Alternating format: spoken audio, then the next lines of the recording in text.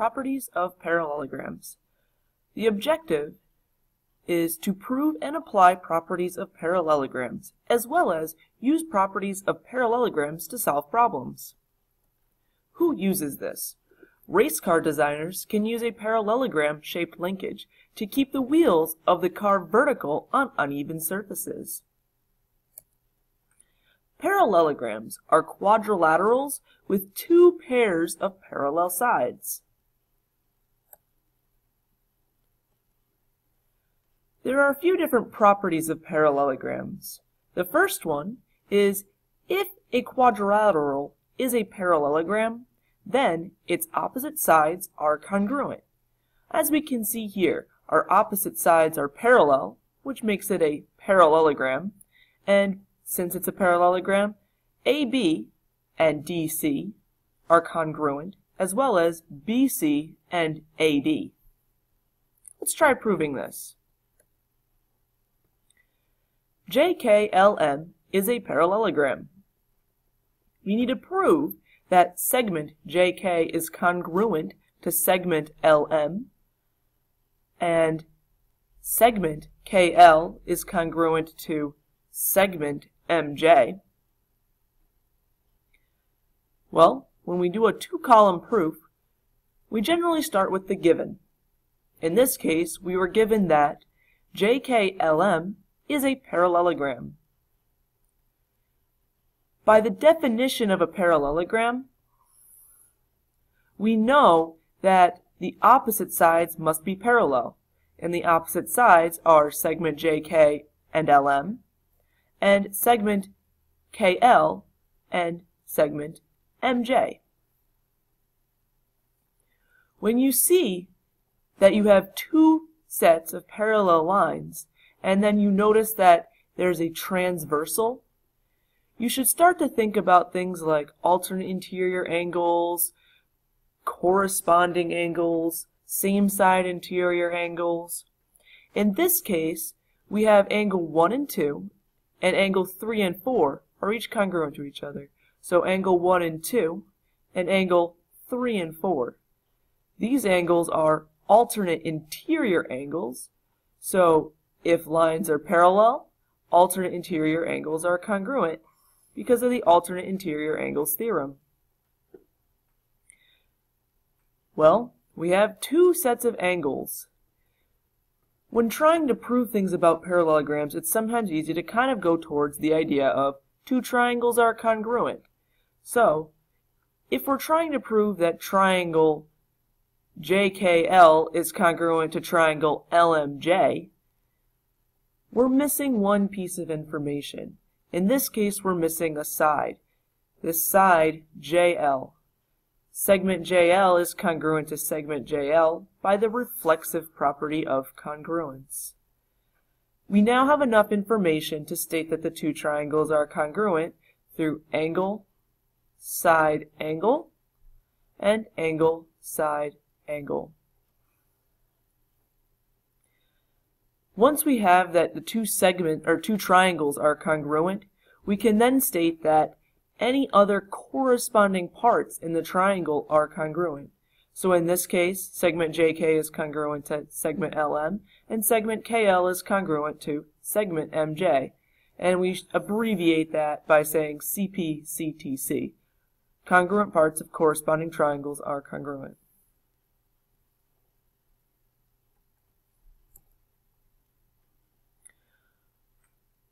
A few more theorems, or properties of parallelograms, if you will. If you have a parallelogram, then the opposite angles are congruent. So, opposite angles are congruent. If it's a quadrilateral, or if a quadrilateral is a parallelogram, then its consecutive angles are supplementary. Consecutive is like one right after the other. So angle A and angle B are consecutive angles. And if you add their measures together, you'll get 180 degrees. Same with B and C. They are consecutive angles. So if you add their measures together, you'll get 180 degrees. And our last one here. If a quadrilateral is a parallelogram, then its diagonals bisect each other. So the diagonals in this figure, AC and BD, they cut each other in half. So that means that BZ would be congruent to DZ, and AZ would be congruent to CZ. Let's try applying some of these. The diagram shows the parallelogram-shaped linkage that joins the frame of a race car to one wheel of the car. In parallelogram PQRS, QR is 48 centimeters. So let's label that. 48 centimeters. And RT is 30 centimeters. So RT is 30 centimeters. And then the measure of angle QPS is 73 degrees. So angle QPS, this whole angle here, is 73 degrees. Take a moment and try to use the given information to figure out the solutions for A, B, and C.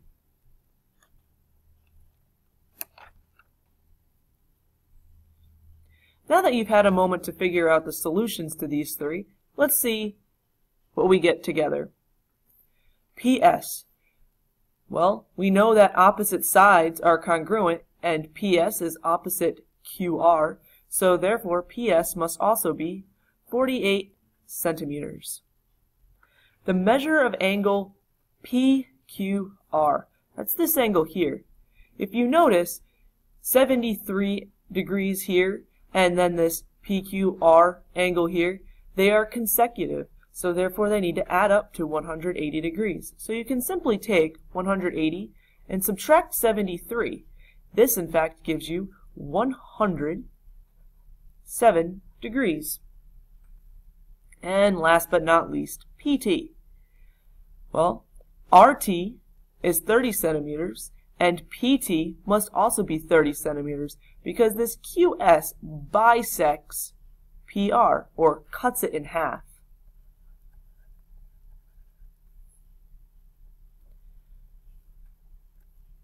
Let's try using properties of parallelograms to find measures.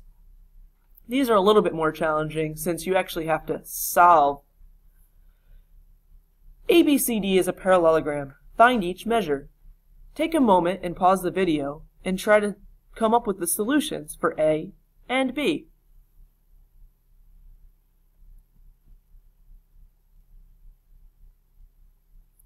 Now that you've had a moment to come up with these solutions, let's try them together.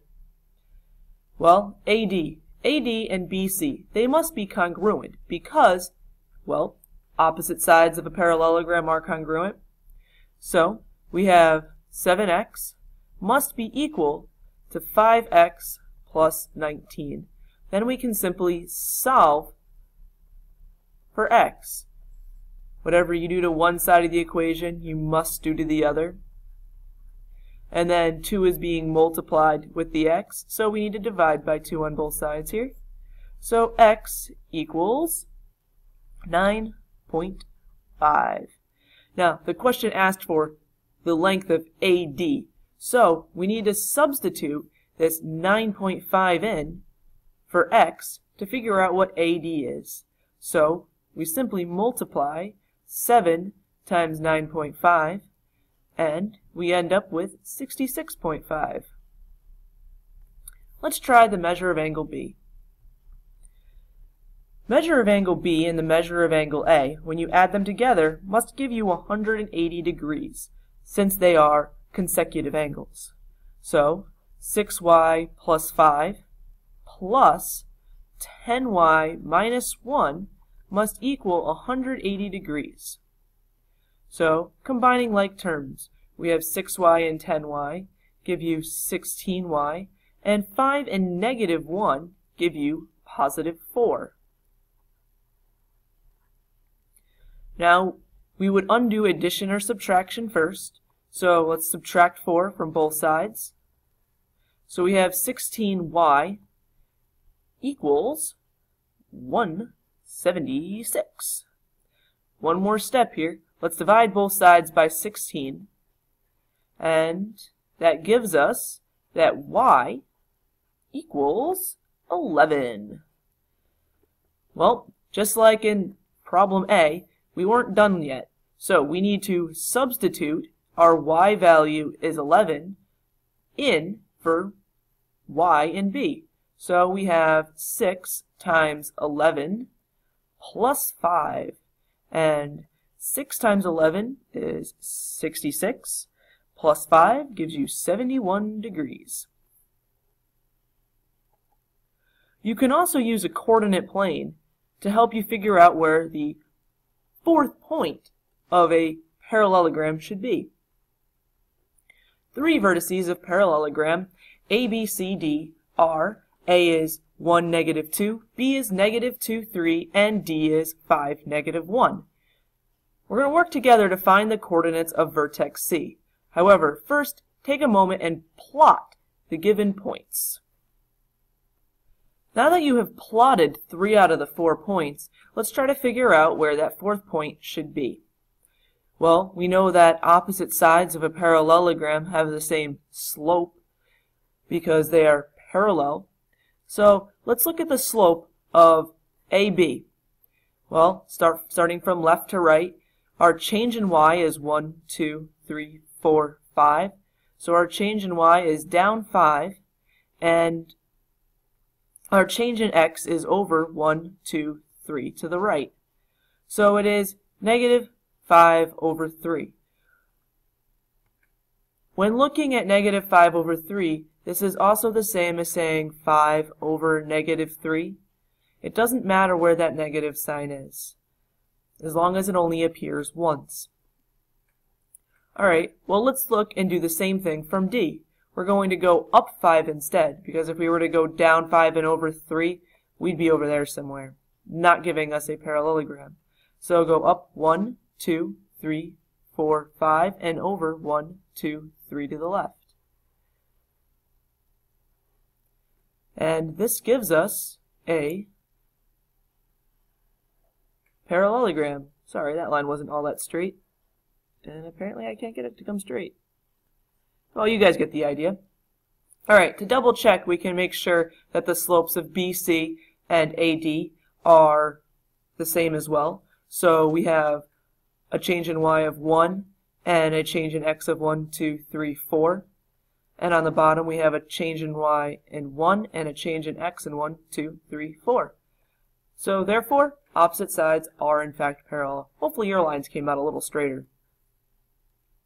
Let's try doing some proofs. For the next 2 proofs, I'm going to show you the proof and then have you pause the video, and after the video has been paused and you solve them, come back to the problems and then the answer will be revealed slowly.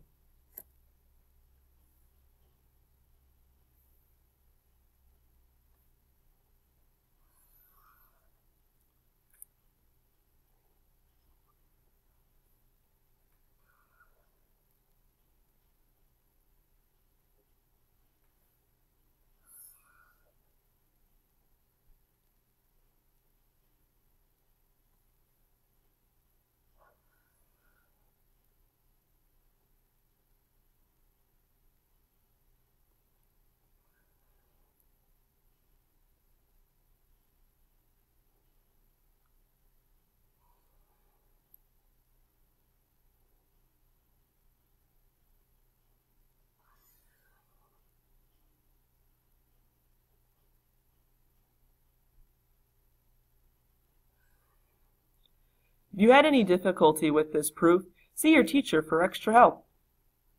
Let's look at the next one.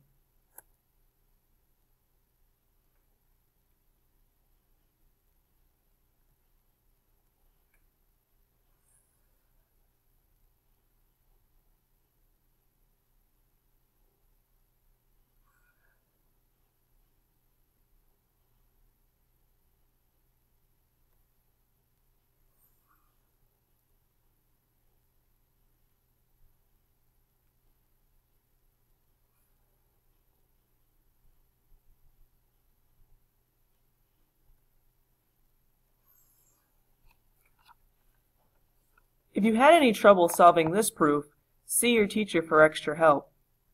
This concludes the lesson on properties of parallelograms.